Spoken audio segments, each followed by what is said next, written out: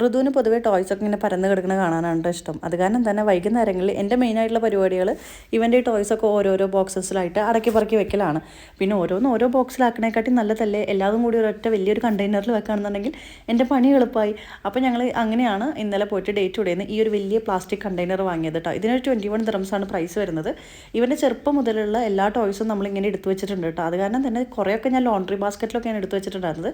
ഇന്ന് അതിൽ നിന്നൊക്കെ ടോയ്സ് എല്ലാതും ഫ്രീ ആയി. ഇപ്പോൾ ബാസ്ക്കറ്റിൻ്റെ ഉള്ളിൽ ഋതുവാണ് ഇപ്പോൾ കയറിയിരിക്കുന്നത് കേട്ടോ.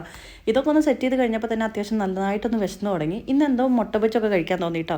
പിന്നെ എൻ്റെ ഒരു കോൺസെപ്റ്റ് എന്താണെന്ന് വെച്ചാൽ മനസ്സിൽ അങ്ങനെ എന്തെങ്കിലും കഴിക്കാനൊക്കെ തോന്നുകയാണെന്നുണ്ടെങ്കിൽ നമ്മളെക്കൊണ്ട് പറ്റുന്നതാണെങ്കിൽ അപ്പം തന്നെ സെറ്റായി കൊടുക്കുക.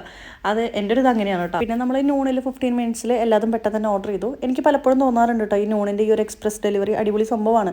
നമുക്ക് പെട്ടെന്ന് എന്തെങ്കിലും ആവശ്യമുണ്ടെന്നുണ്ടെങ്കിൽ വിത്തിൻ 15 മിനിറ്റ്സിൽ സാധനം നമ്മുടെ റൂമിലെത്തും.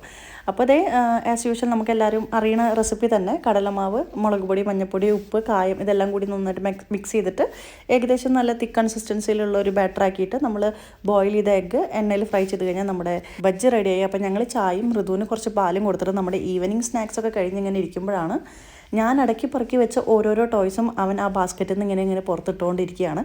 അപ്പോൾ എൻ്റെ അടുത്ത റൗണ്ട് ഓഫ് പണി സ്റ്റാർട്ട് ചെയ്തിരിക്കണം.